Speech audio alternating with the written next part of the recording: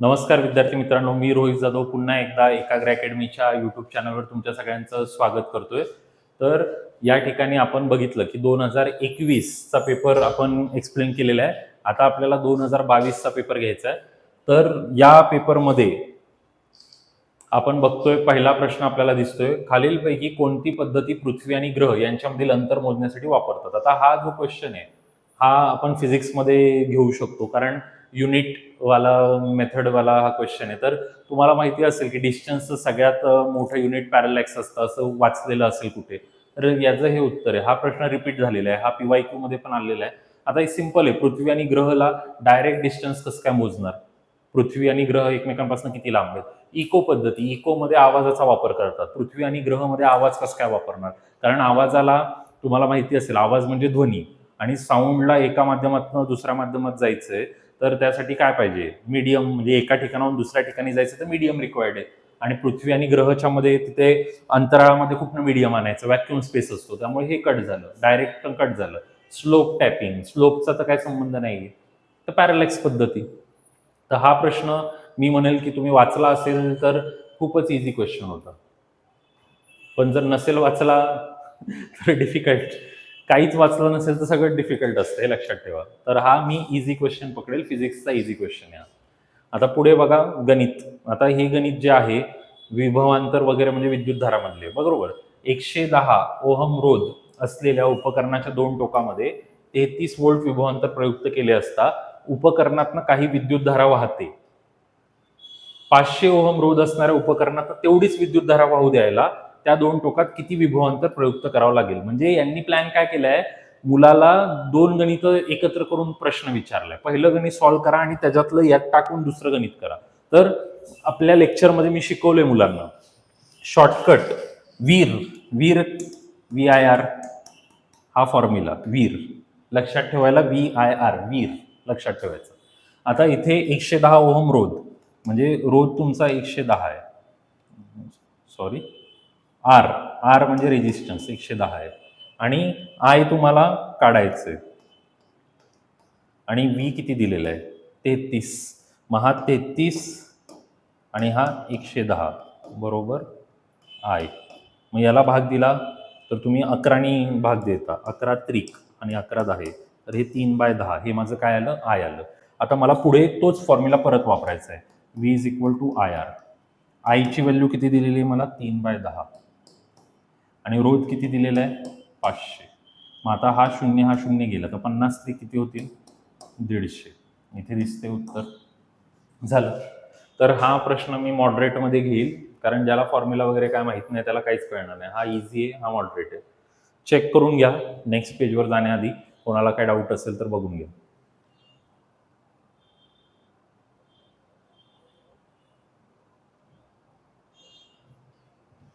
झाले. चला पुढे जाऊयात आता.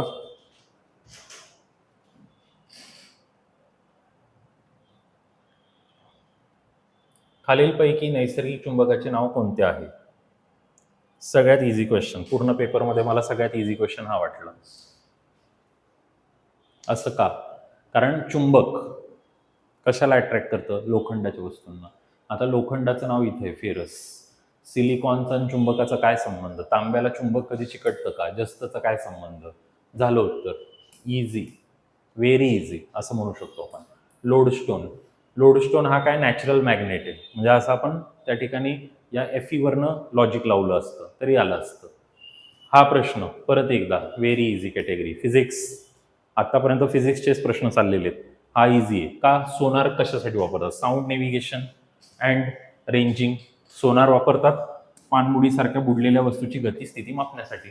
आपल्या नोट्समध्ये दिलेले डायग्राम सहित दिलेले ही अशी स्टोरी लक्षात आहे. खाली समुद्र, इथून टाकलं वरती आलं, हे मोजतात.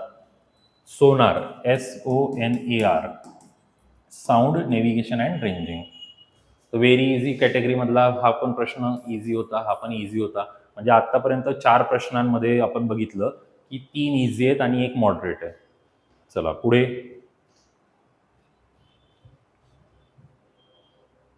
ध्वनी तरंग. तुम्हाला मी कितीतरी वेळा ही गोष्ट सांगितलेली आहे की आपल्याला ध्वनी प्रकाश विद्युतधारा या टॉपिकवरती फोकस करायचा आहे, कारण सगळ्यात जास्त क्वेश्चन त्याचेच येतात. आपण आता सगळे पेपर बघणार तर त्याच्यामध्ये तुम्हाला तेच टॉपिक परत परत रिपीट होताना दिसणार. मग तेव्हा आपल्याला कळेल की हा सर तुम्ही सांगत होते ते खरं होतं. बघा आता इथे काय दिलेलं आहे, एका ध्वनी तरंगाची वारंवारता 1000 हर्ट्झ आहे, तर ही वारंवारता दिलेली आहे. त्यानंतर तरंग लांबी दिलेली आहे. तरंग लांबी लॅम्बडा, वारंवारता न्यू माहिती असेल तुम्हाला 0.25 मीटर. तर तो विशिष्ट माध्यमात 5 सेकंद प्रवास करत असेल तर कापलेले अंतर काढा. तर इथे पण काय केलंय, म्हणजे या पेपरमध्ये मी पॅटर्न बघितला की 2 प्रश्नांना मिक्स केल्याचं पॅटर्न आहे. इथे पण 2 क्वेश्चन मिक्स केलेले आहेत. कसं काय मिक्स केलेले आहेत, तर वारंवारता आणि आता ह्याचं जर तुम्हाला माहिती असेल की ध्वनीचा वेग नावाचं सूत्र आहे. ध्वनीचा वेग काय, न्यू लॅम्बडा. तर न्यू किती आपला 1000 आणि लॅम्बडा किती आहे 0.25. मग याचा जर गुणाकार केला 1000 आणि 0.25 म्हणजे काय असतं, 25 चे 100, 2 0 कट झाले, म्हणजे हे झालं 250. सर पण कुठेच उत्तर नाहीये. अरे पण पुढे थांबा तरी जरा, STD, कारण डिस्टन्स विचारलंय, म्हणजे स्पीड टाइम डिस्टन्स. स्पीड काढलं 250, टाइमिंग आहे 5, 25 5 25 असे, किती डिस्टन्स कव्हर केला 1250. हे करायचं होतं. 2 प्रश्न मिक्स, मगाशी पण तसंच केलेलं, परत तसंच केलं, 2 प्रश्न मिक्स. कुठल्या कॅटेगरी इझी म्हणणार तर लगेच कोणीतरी कमेंट करेल तुमच्यासाठी इझी आहे, आमच्यासाठी नाही. मॉडरेट घ्या. वाचलेल्या सगळ्यांसाठी इझी आहे, ज्यांनी अभ्यास नाही केला त्यांच्यासाठी तर डिफिकल्ट आहे, म्हणून मॉडरेटमध्ये घेऊ आपण. पुढे परत एकदा गणित. कुठल्या चॅप्टर मधलं, प्रकाश. 2 समतल आरशांमध्ये एक मांजर बसली, जर त्यांच्यातली कोण 30 असेल, म्हणजे आता हा एक असा आरसा आहे आणि एक असा आहे, त्यांच्यातला कोण 30 आहे आणि इथं मांजर बसली, तर मग तिची प्रतिमा इथे पडेल, इथून धडकून इथे पडेल, इथे पडेल, तर किती प्रतिमा मिळतील. तर याच्यासाठी फॉर्म्युला आहे, स्टेट बोर्डमध्ये 6वीच्या पुस्तकात आहे, 360 अपॉन थिटा. तर थिटा म्हणजे अँगल, 30 मायनस 1, तर 3ने इथे कट मारला, 12 36 वजा 1 केलं 11. कुठून आलं, कसं आलं, फॉर्म्युला आहे मित्रा. आणि ऑलरेडी माझ्या नोट्समध्ये हे आहे. हे पण प्रश्न माझ्या नोट्समध्ये आहेत. आणि तुम्हाला जर वाटत असेल की सर कसं काय तर तुम्ही माझे लेक्चर पहा यूट्यूबवरती. तुम्ही चॅप्टरचं नाव टाका, sound chapter Rohit Jadhav sir, 2020चे वगैरे जुने लेक्चर सापडतील, 5-5 वर्ष आधीचे, कारण हा पेपर 22चा आहे ना. कोणीतरी म्हणेल सर पेपर झाल्यावर तुम्ही ऍड केले, त्यामुळे मग आधीचे लेक्चर बघा ना, 20-21चे, त्याच्यामध्ये पण हे सगळं सापडेल. म्हणजे कळेल की जे शिकवतायत, जे बोलतायत ते खरं आहे का खोटं आहे. आता हा जो पुढचा प्रश्न आहे, आता इथे तुमचं फिजिक्स संपतंय मित्रांनो. फिजिक्समध्ये किती प्रश्न आले, फिजिक्समध्ये 36, 37, 38, 39, 40, 41, 6 प्रश्न फिजिक्समध्ये आले. फिजिक्समध्ये टोटल 6 प्रश्न आले आणि त्या 6 प्रश्नापैकी आता ह्याला पण मी इझीच घेणार ना. 6 प्रश्नापैकी मला 4 प्रश्न इझी सापडले आणि 2 प्रश्न मॉडरेट सापडले. फिजिक्समध्ये डिफिकल्ट असं काही नव्हतं, फक्त ते पॅरालॅक्सवालं डिफिकल्ट, काही जण म्हणतील डिफिकल्ट आहे, पण तुम्ही पर्यायाला नीट वाचलं तर पॅरालॅक्सवालं पण तुमचं क्लिअर होईल. त्यामुळे मग त्याला डिफिकल्टमध्ये नाही घेता येणार आपल्याला. झालं फिजिक्स ओव्हर. आता इथे खाली दिसतंय बायो. खालीलपैकी कुठले संप्रेरक वनस्पतीमध्ये वृद्धत्व निर्माण करते, तर आता ॲबॅसिक ऍसिड हे पण उत्तर आहे, इथिलीन हे पण उत्तर आहे. मग काय करायचं, हॅश. आयोगाने हॅश दाखवायला सुरुवात केली आहे. बघा आता, म्हणजे हे फायनल आन्सर की नुसार हॅश, या फायनल आन्सर की नुसार याला त्यांनी हॅश केलेले आहे.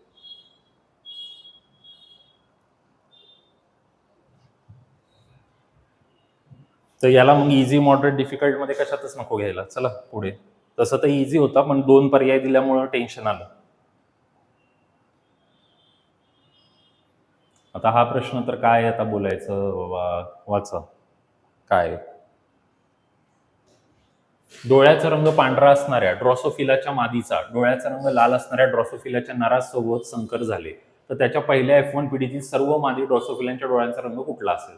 आता ड्रॉसोफिला म्हणजे काय, ती माशी आहे, पांढरा रंग लाल रंग. आता हे ना, याचा संबंध थोडासा मी जर लावायचं झालं तर याचा संबंध कशाशी येईल बघा बरं जरा.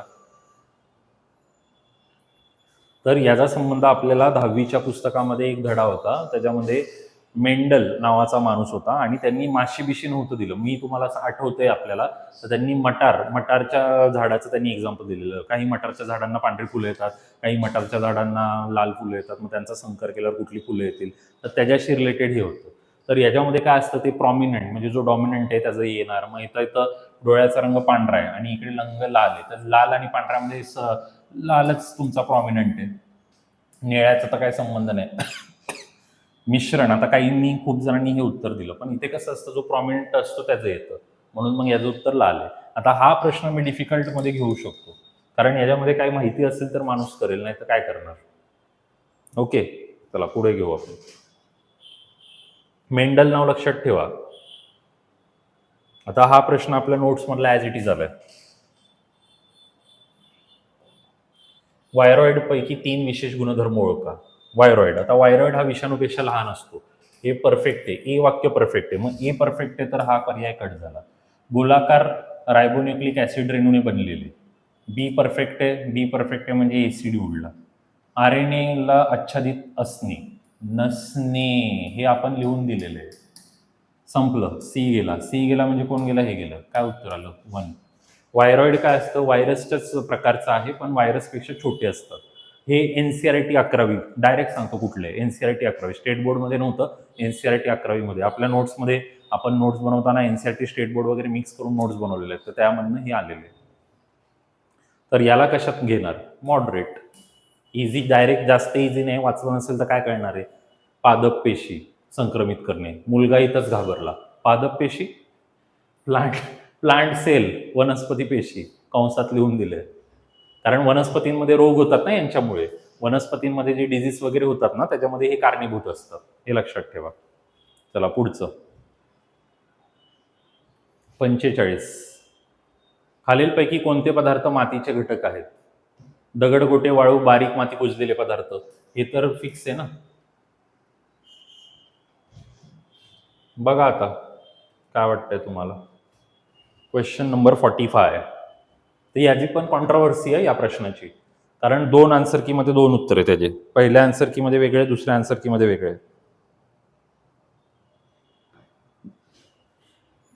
पहिल्या आन्सर की मध्ये आन्सर दिलेलं AB. दगड, गोटे व वाळू तर फिक्सच आहे ना, म्हणजे CD तर कट झाला. आणि बारीक माती व कुजलेले पदार्थ तर असतात. आता रासायनिक पदार्थ आणि रंगद्रव्य, आता हे काही जण म्हटलं की हे थोडीच निसर्गात असतं. अरे पण जांभी मृदा, तांबडी मृदा, काळी, मग ते काळी, तांबडी, जांभी म्हणताय, मग ते रंगत नाही झाले तर काय झाले. आणि मग रासायनिक पदार्थ, मग त्याच्यामध्ये जे मिनरल्स असतात, खतं टाकण्याऐवजी आधीच जे मिनरल असतात ते रासायनिक नाही तर काय. म्हणून मग नंतर आयोग म्हटला ठीक आहे बाबा, चूक झाली, ABCD.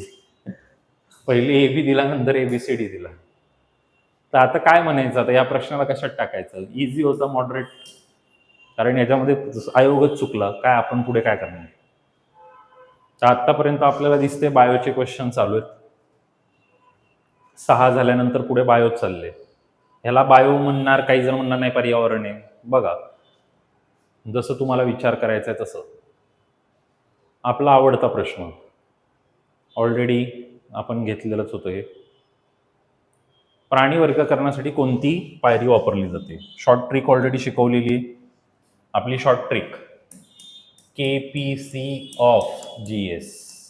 बघा, KPC ऑफ GS, संपला हिशोब. आता माझ्या मुलांना मी काय शिकवले, KPC, KBC, कौन बनेगा करोडपती ऑफ GS.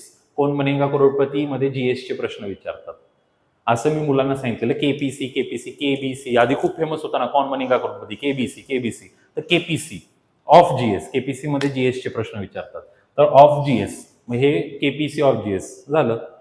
प्राणी वर्गीकरणाची पद्धत, kingdom, phylum, class, order, family, genus, species. Check करा एकदा, काय डाऊट आहे का याच्यामध्ये. म्हणजे हा प्रश्न पण काय आहे, प्राणी वर्गीकरण, बायो.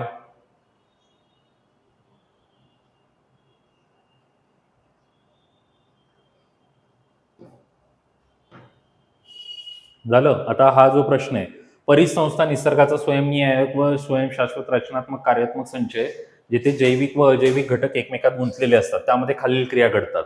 उत्पादकता, कुजणे, पोषण चक्र, ऊर्जा प्रवाह. काय म्हणजे सर्व येईल ना, सर्व. कुठला पर्याय आहे सर्व, आता बघूयात आपण.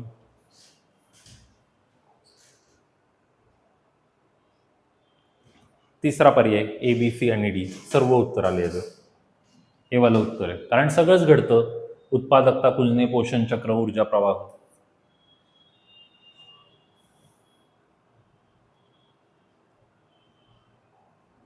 कसं आहे, उत्पादकता, वनस्पतीची पिकं वगैरे आपण घेतो, उत्पादन घेतो, उत्पादकता आलं. त्यानंतर दुसरं जे आहे कुजणे, कुजतात पदार्थ. कुजल्यानंतर मग त्याच्यापासून वेगवेगळे हे तयार होणार.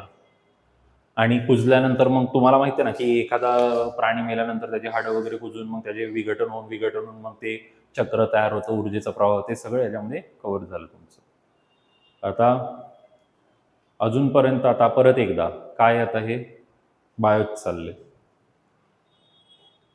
पिट्युटरी ग्रंथी अंतस्रावी ग्रंथी असून मेंदूमधील हायपोथॅलेमसमध्ये असतात. ती अनेक संप्रेरके सवते. तिला मास्टर ग्रंथी म्हणतात. फिक्स बरोबर. मास्टर ग्रंथी म्हणतात, फिक्स बरोबर. डी उडलं, बी डी आणि हे बी आणि डी उडलं आणि ते गेलं. म्हणजे येते ए सी, ए सी डी. तर सी वाचायची गरज आहे का? सी तर फिक्स राईट आहे. पिट्युटरीच्या मागील भागातून ऑक्सिटोसिन आणि वेसोप्रेसिन संप्रेरके सवतात. मग आता फक्त काय राहिलं? बीचं काय आहे? बीचं वाचायचीच गरज नाही, कारण पर्यायामध्ये कुठं दिसतच नाही पुढे, म्हणजे बीला उडवला. मग आता D, H T S, T S S, S A ही संप्रेरके ॲडिनो हायपोथॅलेमसमध्ये स्रवतात. तर आता झालं कसं, काही जण म्हटले हे उत्तर आहे कारण एनसीईआरटी मध्ये हा पॉईंट आहे, पण आयोग म्हटला नाही रे बाबा, 2 उत्तर आहे.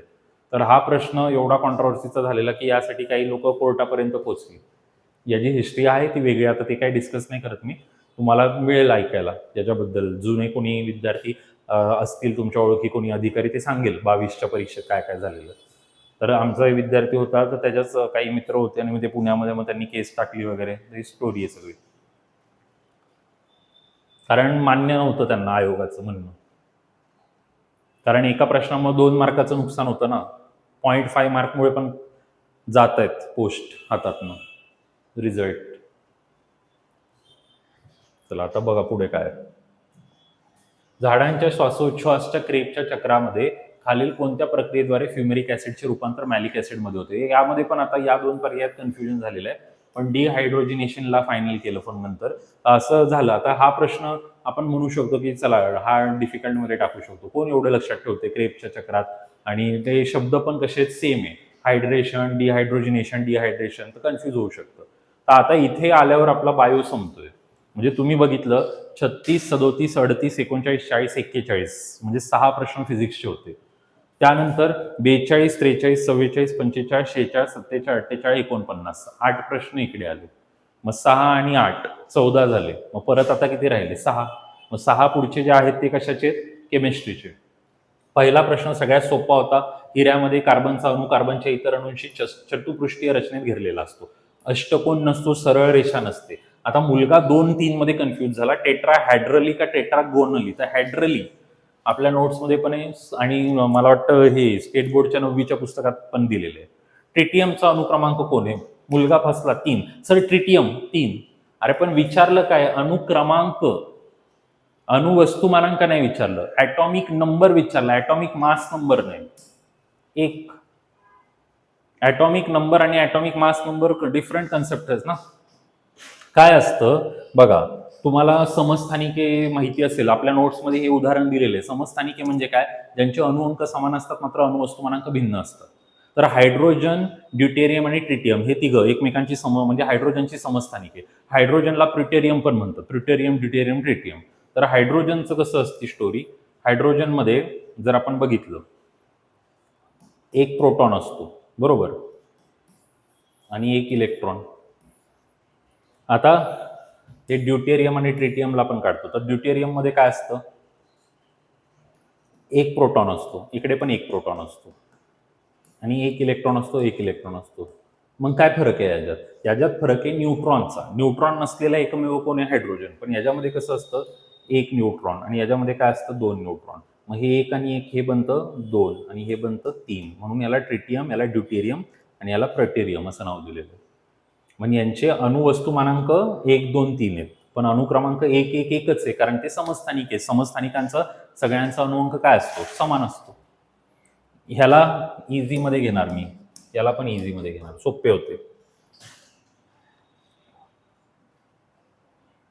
आणि बाकी आपले जे विद्यार्थी आहेत त्यांनी काय टेन्शन घेऊ नका, कारण हे सगळं ऑलरेडी मी तुम्हाला शिकवणार आहे, त्यामुळे टेन्शनची काही गोष्ट नाही आहे.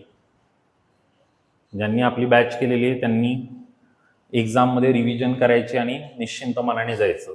रिझल्ट तुमचा हे लक्षात ठेवा. चला आता पुढचा प्रश्न वाचा बरं. 52 काय म्हणतात बघा.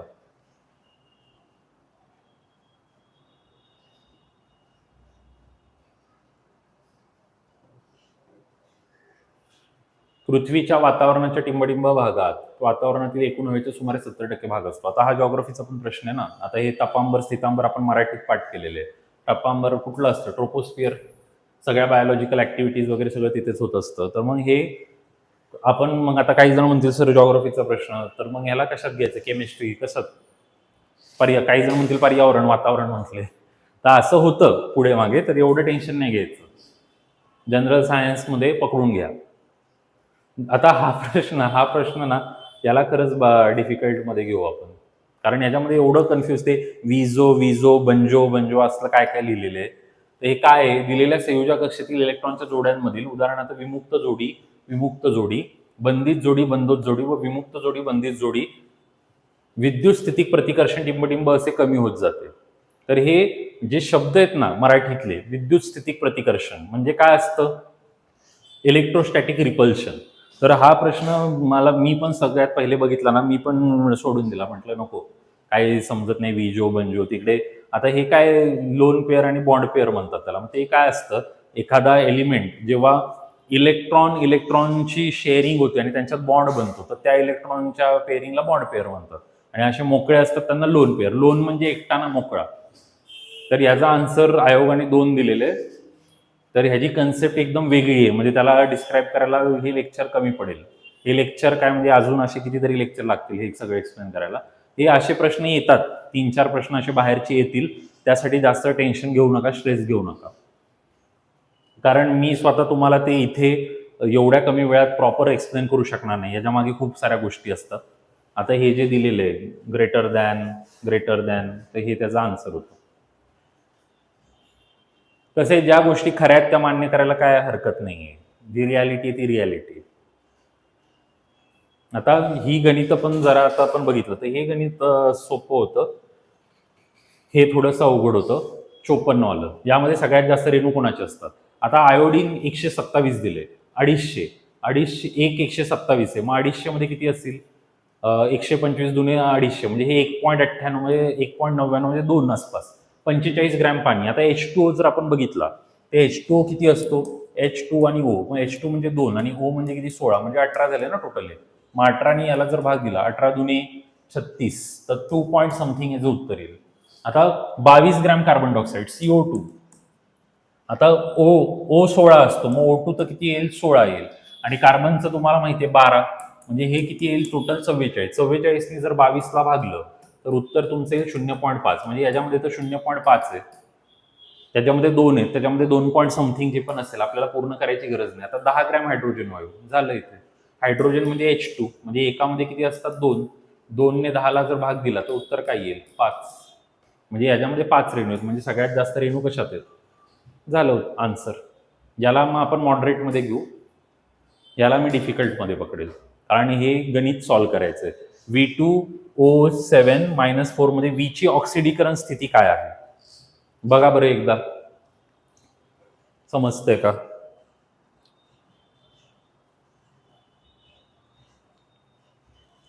तर काय करायचं याच्यामध्ये? आता याच्यामध्ये कसं आहे माहितीये का? आता V ची ऑक्सिडीकरण स्थिती X, V किती आहेत? 2 प्लस O ची ऑक्सिडीकरण स्थिती काय? -2 ऑक्सिजन. आणि किती आहेत ऑक्सिजन? 7. आणि त्याचं काय दिलेलं आहे आपल्याला? -4 दिलेले. तर हे आपल्याला सॉल्व्ह करायचं. हे 2x, हे 14, हे -4, हे 14 तिकडे जातील. 2x बरोबर आहे, तर हे 14 तिकडे गेले, +14 झाले.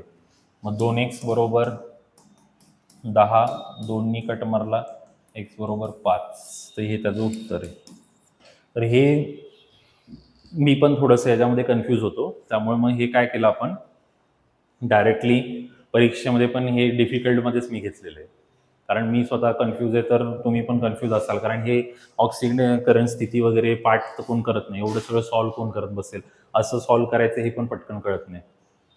तर ओव्हरऑल बघितलं तर तुम्हाला कळालं काय? कळालं फिजिक्समध्ये किती प्रश्न आले 6, बायोमध्ये किती प्रश्न आले 8, केमिस्ट्रीमध्ये किती आले 6.